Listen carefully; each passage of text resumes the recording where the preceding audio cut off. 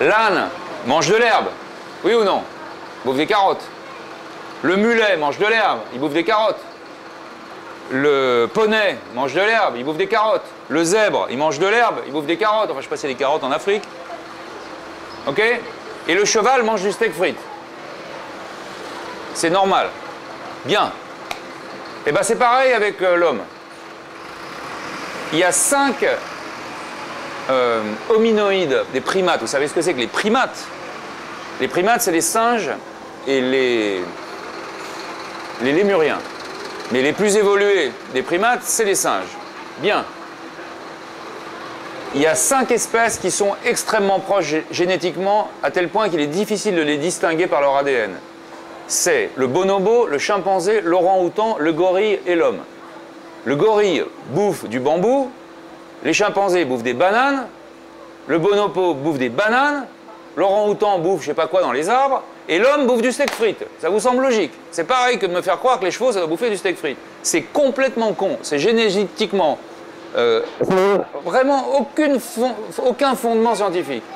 Que fait l'industrie de la viande en France? Elle veut nous convaincre de ça, que les chevaux doivent bouffer des steak frites. C'est la même chose.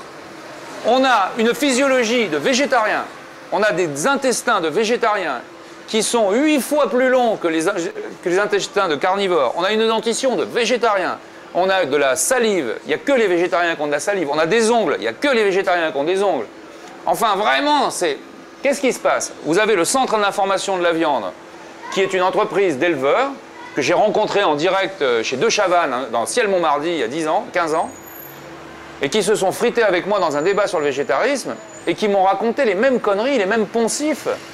Qu'est-ce qu'ils font ces gens-là? Ils dépensent des millions de dollars pour que les informations sur Internet soient des mensonges. Ils vont vous faire culpabiliser si vous ne donnez pas de la bidoche à vos enfants, ils vont vous faire culpabiliser si vous ne mangez pas des rations de viande, alors que c'est un truc cruel, ignoble, barbare, archaïque, qui n'est pas bon pour la santé, qui est pourri de pesticides, qui flingue toute la planète avec les productions de céréales qu'on donne aux animaux.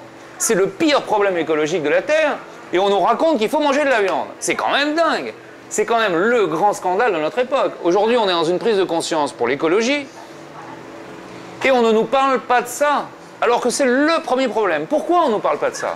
Parce qu'il y a une désinformation telle qu'il est difficile d'aborder ce type de problème dans les médias, notamment pour les hommes politiques. Le premier qui a fait ça, c'est Cohn-Bendit, dans la dernière campagne européenne. Europe Écologie a commencé à dire qu'il faut manger moins de viande de manière très soft. Enfin, ils ont quand même mis ça sur la table.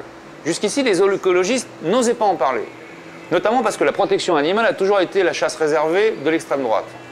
Pour des raisons historiques liées à la préservation des chevaux par les militaires. Donc les militaires, les Brigitte Bardot, tout ça, c'est des connards d'extrême droite. Bon. Aujourd'hui, cette désinformation-là va être le vrai débat du siècle à venir. En réalité, ce qui se passe, c'est que l'industrie agroalimentaire est la première industrie du monde. Devant l'armement, devant le pétrole, devant le gaz, devant tout ce que vous pouvez imaginer, c'est la bouffe. 80% des plantes qui sont produites sur Terre par des industries servent à nourrir des cochons et des animaux et des porcs et des je sais pas quoi. Donc ça veut dire que tous les pesticides, tous les engrais azotés, toute la merde de cochon qu'on épand en Bretagne et qui pollue les sols, qui termine dans la mer, qui cause les algues vertes, qui se déposent sur les plages, sur des centaines de kilomètres de plage, tout ça, c'est dû à quoi? À l'industrie de la viande. Alors que c'est mauvais pour notre santé et qu'on n'en a vraiment pas besoin. Carl Lewis, le plus grand champion de tous les temps, est végétalien. Alors, moi, ça m'énerve vraiment, parce que ça veut dire que toute l'industrie de l'agriculture est complice de la viande, puisque c'est eux qui produisent les aliments pour les animaux. Donc, toute l'industrie de la bouffe est basée sur un mensonge. Et en France, qui est un gros producteur d'agriculture, on a une désinformation particulièrement au point, puisqu'ici, le steak frites est le symbole national de la bouffe. Et la saucisse de Francfort et je sais pas quoi. Le steak frites est aussi non seulement un symbole, enfin, voilà, j'arrête là. Joe Strummer était végétarien, plus grand chanteur punk. Christiane, chanteuse punk, végétarienne. J'en passe et des meilleurs. Si, je vais quand même dire une chose de plus. C'est que l'autre grand débat du XXe siècle, du XXIe siècle, c'est le problème de l'eau. Les guerres, c'est pour l'eau. Pourquoi ils se tapent sur la gueule au Moyen-Orient? C'est pour l'eau. À quoi sert l'eau? À arroser des plantes qui vont servir à nourrir des cochons. Aujourd'hui, pour produire du maïs, il faut 20 fois plus d'eau que pour produire du blé. L'eau, aujourd'hui, au lieu de la donner à des hommes, on la donne à des plantes pour nourrir des animaux de boucherie qui sont élevés dans des camps de concentration qui sont au-delà de tout ce que la dignité humaine peut imaginer. C'est un scandale, ce n'est pas digne de l'homme. Arrêtez de manger des animaux. C'est la seule chose à faire. Ce sera bon pour votre santé, vous allez découvrir des tas de recettes passionnantes, des tas de choses délicieuses, et vous allez sortir du Moyen-Âge, parce que là on en est encore au Moyen-Âge dans ce domaine-là. Rien n'a jamais été abordé dans les grands médias. C'est pour ça que j'ai créé ce film, c'est parce qu'il faut sortir du Moyen-Âge.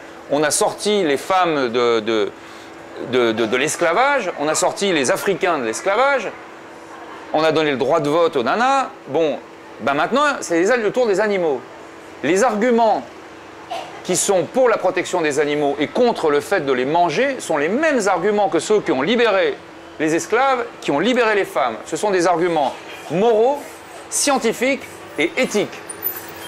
Il y a deux mots à changer et c'est les mêmes arguments, c'est le même débat, c'est le même problème, sauf que cette fois-ci, c'est la survie de l'humanité qui est en question, puisqu'aujourd'hui l'alimentation est le problème et l'eau est le problème. En 2040, on est en 2010, en 2030, c'est pas moi qui le dis, c'est le livre de Fabrice Niccolini-Bidoche. En 2030, si la Chine continue sa croissance comme elle le continue aujourd'hui, 70% des plantes produites sur Terre vont servir à nourrir des animaux d'élevage pour la Chine. Voilà ce qui se passe. Qui va parler de ça? Eh ben moi.